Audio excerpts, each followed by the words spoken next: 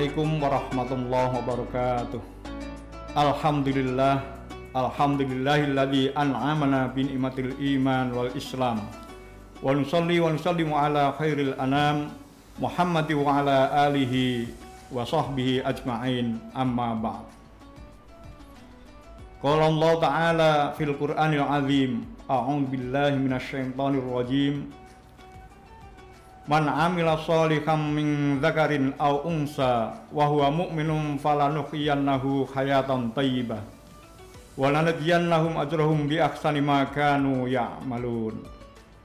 Yang artinya, barang siapa mengerjakan kebajikan baik laki-laki maupun perempuan dalam keadaan beriman, maka pasti akan kami berikan kepadanya kehidupan yang baik dan akan kami beri balasan dengan pahala yang lebih baik dari apa yang telah mereka kerjakan. Hadirin sahabat Ruang 1 rahimakumullah. Pada kesempatan kali ini marilah kita bersyukur kepada Allah SWT yang telah memberikan kenikmatan-kenikmatan kepada kita semua, terutama nikmat Islam dan iman kita, sehingga sampai saat ini kita masih tetap berada dalam keimanan kepada Allah SWT.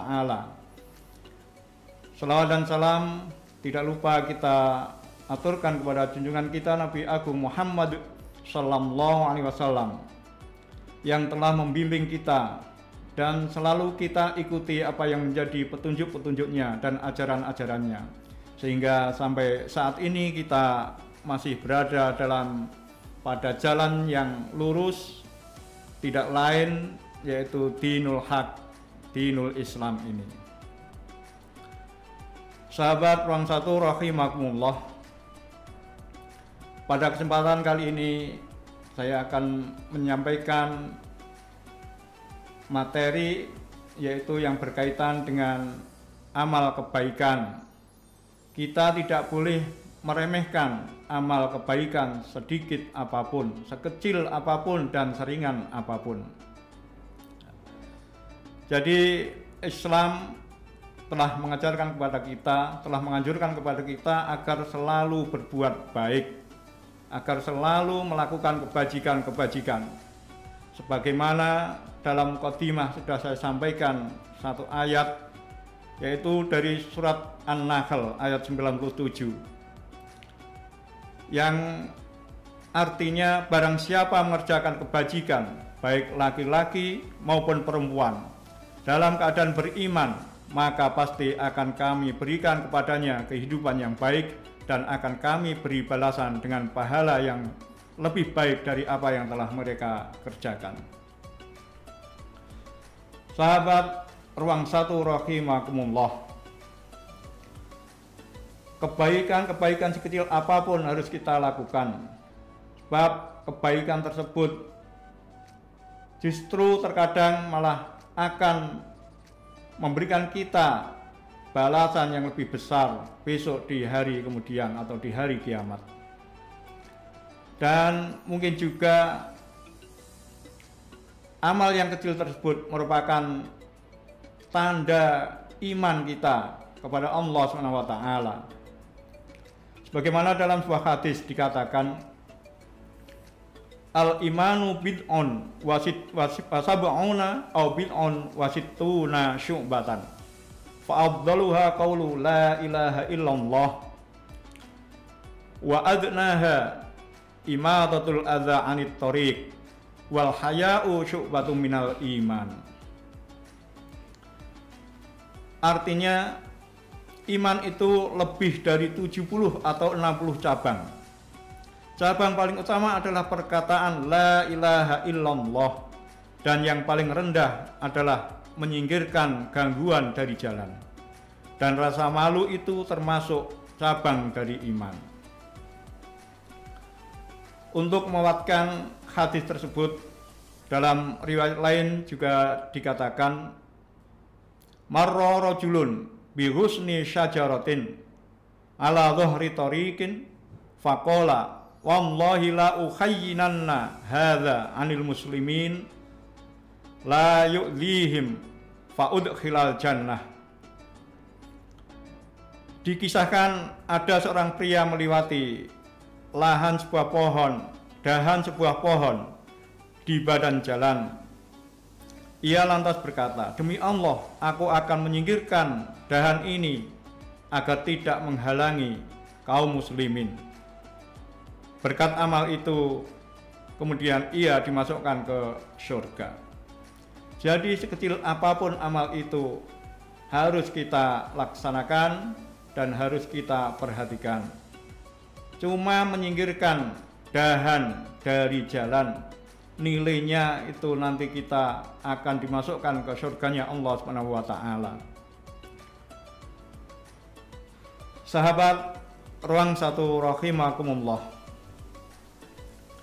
Jadi jangan sampai kita membuat bahaya, mencelakakan orang lain. Orang yang mencelakakan orang lain nanti akan kembali kepada orang yang berbuat itu sendiri. Man dzarra dzarrallahu bihi wa man syaqqa syaqqallahu alaihi. Barang siapa yang membahayakan orang lain, maka Allah akan menimpakan bahaya padanya. Siapa saja yang menyusahkan orang lain, maka Allah akan menimpakan kesusahan padanya. Jadi sekecil apapun harus kita perhatikan, terutama berbuat baik. Sebagaimana tadi sudah dikatakan dalam hadis, cuma menyingkirkan dahan. Yang lain mungkin bisa kita umpamakan, kita menyingkirkan batu yang di tengah jalan, batu kecil yang sekiranya nanti bisa mencelakai orang, maka kita harus bisa menyingkirkannya dari jalan tersebut, sehingga orang lain akan aman dari kecelakaan, dari bahaya yang timbulkan dari mungkin cuma kerikil yang ada di tengah jalan tersebut. Termasuk mungkin kalau dikatakan dalam hadis tadi duri, dahan yang berduri, ya itu. Dan masih banyak lagi kisah-kisah lain yang menggambarkan pentingnya kebaikan tersebut. Misalnya kisah yang dialami oleh sahabat Umar bin Khattab, di mana ketika berjalan menemukan banyak anak-anak kecil yang mempermainkan seekor burung. Kemudian Umar bin Khattab pun kemudian membebaskan burung tersebut dari tangan anak-anak itu. Kisah lain misalnya Imam Ghazali, ketika beliau akan menulis, kemudian di ujung penanya itu ada seekor lalat. Seekor lalat tersebut ingin menghisap tinta dari pena yang dipegang oleh Imam Al-Ghazali tersebut. Kemudian Imam Al-Ghazali pun membiarkan lalat tersebut menghisap tinta sampai puas. Baru kemudian menulis kembali setelah lalat tersebut terbang meninggalkan tinta tersebut. Jadi itu adalah kebaikan-kebaikan yang sebenarnya sifatnya adalah sepele. Ananging sebesar Imam Ghazali, ulama sebesar Imam Ghazali pun tetap membiarkan seekor lalat itu untuk menghisap tinta yang digunakan untuk menulis tersebut. Kemudian yang sangat ironis, ya, itu kisah seorang wanita sundal, atau kalau bisa disebut adalah seorang wanita tunasusila, ya, yang berhasil mendapatkan ampunan Allah karena amalnya memberi minum anjing yang tengah kehausan. Hal ini diceritakan dalam sebuah hadis, ya. Ghufira li imra'atin mumisatin marrat bikalbin ala ra'si raqiyin yalhas. Qala kata yaqtuluhul atash. Fanaza'at khuffaha fa'awsaqathu bihimariha fanaza'at lahu minal ma' faghufiralaha bidzalika. Yang artinya, telah diampuni seorang wanita pezina sebab ia pernah melewati seekor anjing di dekat sebuah sumur yang sedang menjulurkan lidahnya dalam kondisi hampir mati kehausan. Wanita pelacur tersebut segera melepas sepatunya dan mengikatnya dengan kerudungnya. kemudian ia mengambil air dari sumur itu. Karena perbuatannya itulah dosa-dosanya diampuni. Jadi itu perbuatan yang sebenarnya sepele, akan tapi seorang wanita yang pezina ataupun wanita susila tersebut pun akhirnya mendapatkan pengampunan dari Allah Subhanahu wa taala. Dari cerita-cerita tersebut banyak mungkin pelajaran yang bisa kita ambil, di mana perbuatan yang remeh sifatnya, perbuatan yang kecil sifatnya, akan tapi bisa menyebabkan kita mendapatkan balasan yang sangat besar.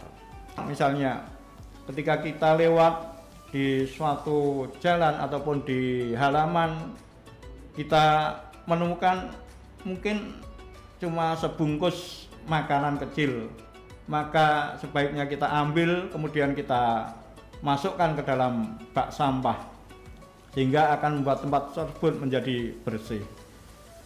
Melihat sampah yang berserakan, kita masukkan ke tempat sampah, kemudian mungkin bisa kita lakukan juga yang lain. Ketika kita dalam perjalanan misalnya, ketika kita makan di dalam kendaraan, janganlah sampai kita membuang sampah yang sebenarnya cuma mungkin berupa sebungkus makanan kecil, kemudian kita buang di jalan sembarangan.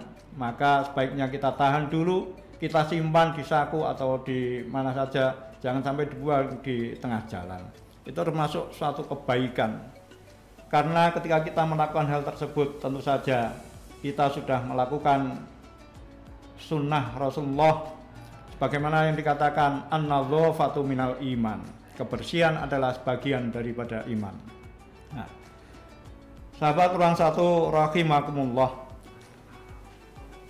jadi kebaikan-kebaikan itu sebenarnya sifatnya ada yang fisik dan ada yang non fisik. Mungkin yang sifatnya fisik, perbuatan kecil tapi berpahala besar.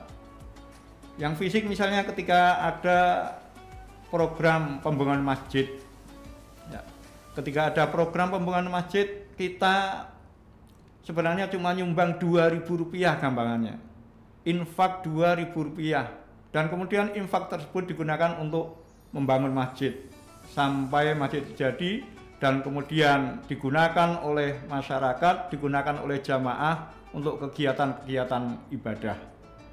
Maka kita pun akan mendapatkan balasan yang sangat besar di surga besok, karena kita telah membangun masjid.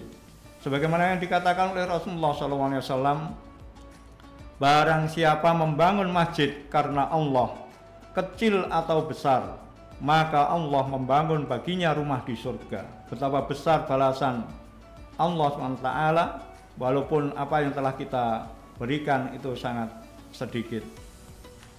Sahabat ruang satu rahimakumullah, jadi kita memang benar-benar tidak boleh meremehkan amalan atau perbuatan baik sekecil apapun. Bahkan mungkin kita tidak merasa mengeluarkan apa-apa, tidak mengeluarkan tenaga, akan tapi kita justru sudah menanam investasi yang besar. Seperti misalnya ketika kita mendapatkan informasi, mendapatkan berita-berita yang baik, kemudian kita cuma menggunakan jari kita untuk mengeklik link ataupun menyebarkan lewat media sosial dan seterusnya, menyebarkan kultum, materi kultum dan seterusnya lewat media sosial. Padahal itu seakan-akan kita tidak mengeluarkan tenaga apa-apa, akan tetapi pahalanya sangat besar. Selama kebaikan ilmu yang kita share ke media sosial tersebut dibaca orang lain, kemudian orang lain mengamalkan apa yang telah disampaikan oleh ustadz atau oleh penceramah, maka kita yang telah menyebarkan, telah meng-share tersebut tentu saja akan mendapatkan pahala. Selama orang tersebut membaca, selama banyak orang membaca, maka pahalanya pun juga akan mengalir kepada kita tanpa mengurangi pahala orang yang melaksanakan tersebut. Jadi itu sebenarnya adalah perbuatan kecil, ya. Kan tapi berdampak besar bagi kita semua. Sahabat orang satu rahimakumullah. Jadi kita tidak boleh meremehkan perbuatan buruk yang kecil. Bisa jadi perbuatan tersebut juga akan mengakibatkan kita masuk ke neraka. Jadi selain kita tidak boleh meremehkan perbuatan-perbuatan besar, perbuatan baik, ya, perbuatan baik yang kecil, tapi kita juga sebaiknya juga tidak meremehkan perbuatan-perbuatan jelek yang kecil, karena juga akan berakibat fatal bagi kita di yaumul qiyamah besok. Misalnya kita menyakiti tetangga dengan cuma beberapa kata saja, ya, itu sebenarnya bukan suatu yang besar, akan tapi itu bisa menyebabkan kita besok masuk ke nerakanya Allah SWT. Sebagaimana dalam sebuah hadis itu dikatakan, ya, hadis dikatakan qilalin Nabi sallallahu alaihi wasallam, ya Rasulullah, inna fulanah taqumul lail wa tasumun nahar wa taf'alu wa tasaddaq wa tu'dhi jiranaha bilisaniha. Faqala Rasulullah sallallahu alaihi wasallam, la khaira fiha, hiya min ahlin nar. Dikatakan pada Rasulullah SAW, wahai Rasulullah, sesungguhnya fulanah rajin mengerjakan sholat dan berpuasa sunnah di siang hari. Dia juga gemar mengerjakan kebaikan dan sedekah, namun ia sering menyakiti tetangganya dengan lisannya. Rasulullah SAW bersabda, tidak ada kebaikan padanya, ia termasuk penghuni neraka. Jadi kita hendaknya memang hati-hati, ya. Walaupun mungkin sekedar dengan jari-jari kita kemudian kita menyebarkan hoak dan seterusnya yang mengakibatkan orang lain mungkin merasa tersakiti, ada orang lain yang merasa terzalimi, ya. Maka itu akan berakibat kepada kita. Padahal itu kita tidak mengeluarkan tenaga yang begitu besar dan seterusnya. Cuma ngeklik, cuma nge-share, ya. Akan tapi itu akan berakibat fatal, bisa menyebabkan kita nanti masuk ke neraka. Demikian juga contoh lain dalam suatu hadis dikatakan yang artinya ada seorang wanita yang diazab oleh Allah lantaran mengurung seekor kucing hingga kucing itu mati. Karena itulah ia dimasukkan ke dalam neraka. Kucing itu dikurungnya tanpa diberi makan dan minum, tidak juga dilepaskan sehingga bisa mencari makan serangga-serangga di muka bumi. Maka akibatnya orang tersebut pun akhirnya juga disiksa oleh Allah SWT karena tidak memberi makan peliharaannya, tidak memberi makan seekor kucing tersebut.